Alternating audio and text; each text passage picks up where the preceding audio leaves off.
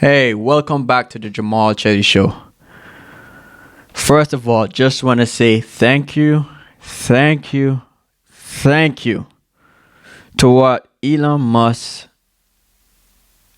has done in buying and acquiring Twitter. Thank you. Because it is crazy, and a lot of people do not realize it is crazy that Twitter is on the left side of things. Twitter isn't for everybody.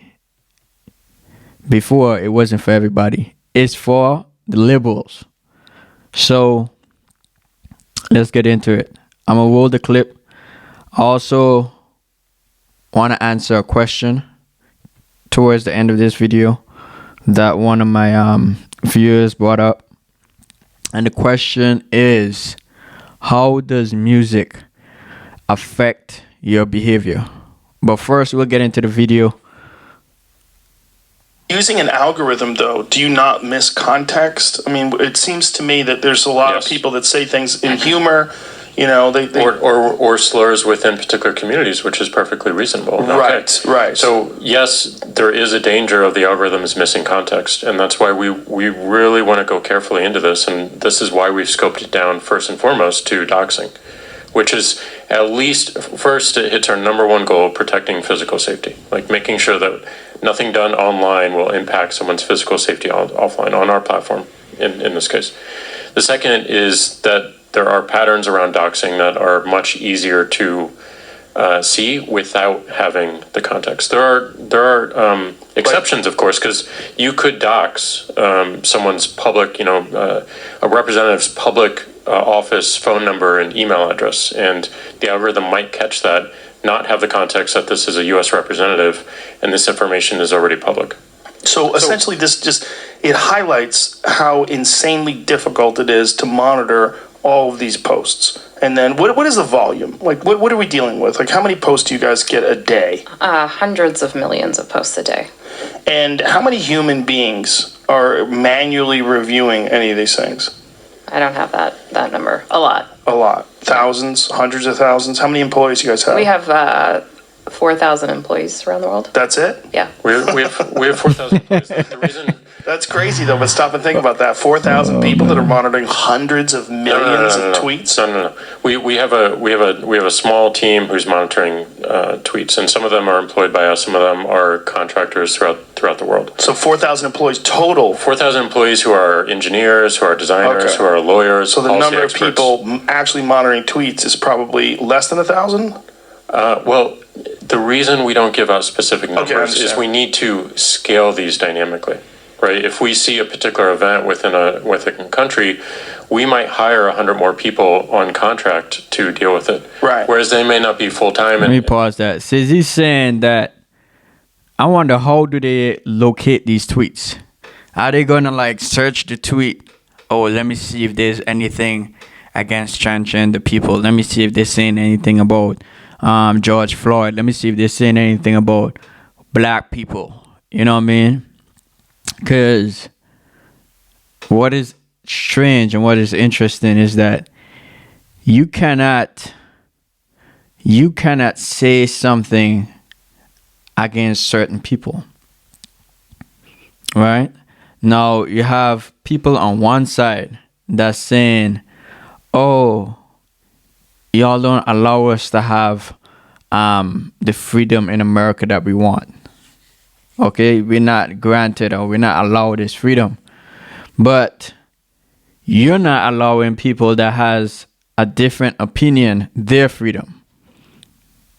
So it's one-sided. If you post a tweet that you do not support abortion, or you do not support the LGBTQ, or you do not support Black Lives Matter,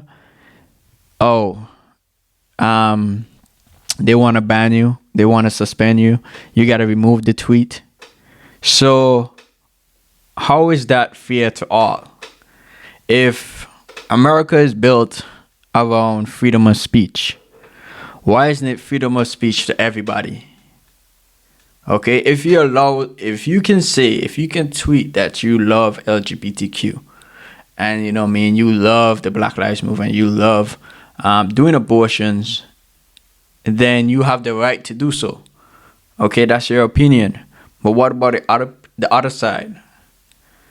Why did they get cancelled for saying something? Why do, now that they said something, oh, it's going to affect somebody else emotionally?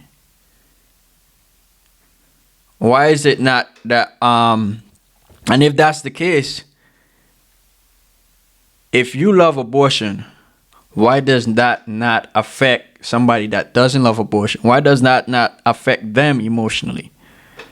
If you want to claim that it does. So that's the one-sided bias that we have in 2022. And it's only going to get worse. And that's why it's important that we come out of this group thinking and we start thinking for ourselves. All right? Now, they love to have you in groups. If you can not know for yourself, but believe it because somebody said it, then they can control you, they can use you, they can do what they want. But if you're thinking for yourself, no matter what anybody says, you know if it's real or not for yourself, because you know that you know that you know. So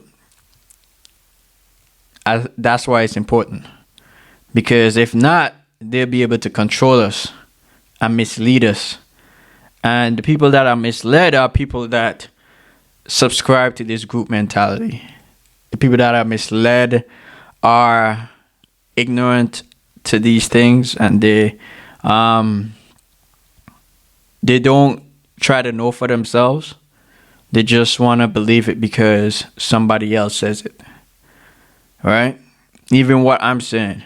Don't believe it because I said it. Okay? You got to know. You got to know for yourself if it's true or not. And don't believe it because this news media said it. Don't believe it because somebody with a degree or somebody with a title said it. Okay? That person with a title and a degree is just another person just like you and me. Okay? They got the same problems just like you and me. Okay? Whether it be psychiatrists, whether it be doctors, whether it be pastors, they have the same problems. Okay? They're not higher than you and they're not below you. So it's important that we do that. So I wanted to get to the question. The question is, does music affect your behavior? Now, I think that's a good question, and this is my opinion. So you can, if you disagree, that's fine. If you agree, that's fine. How I see it is, the only way, I don't think music causes you to go from good to bad. Okay? I'm trying to use simple words. I don't think music causes you to go from good to bad. Or music can cause you to go from bad to good. Okay? Music can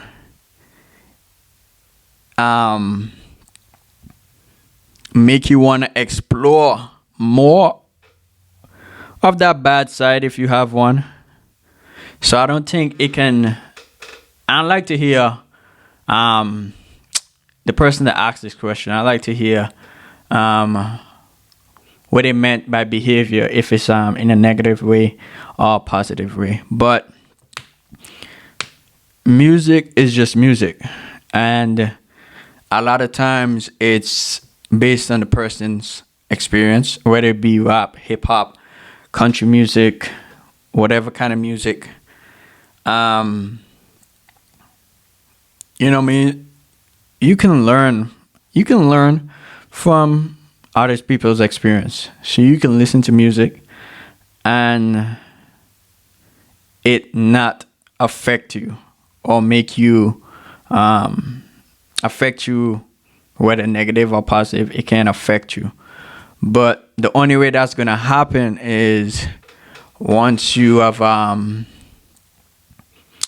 overcome anger. So once you've overcome that, then nothing can affect you emotionally. Okay? Because if you allow it, if you get an identity from the music, if you allow this music to affect you, then that's when I would say it may affect you. Yeah. I mean, I know that might sound a little confusing, but that's my take on it. Let me know what you think. You know what I mean? Whether you disagree, whether you agree, you know what I mean? I still want to hear. So, I mean, I love the disagreements. You know, the agreements as well, but I love the disagreements.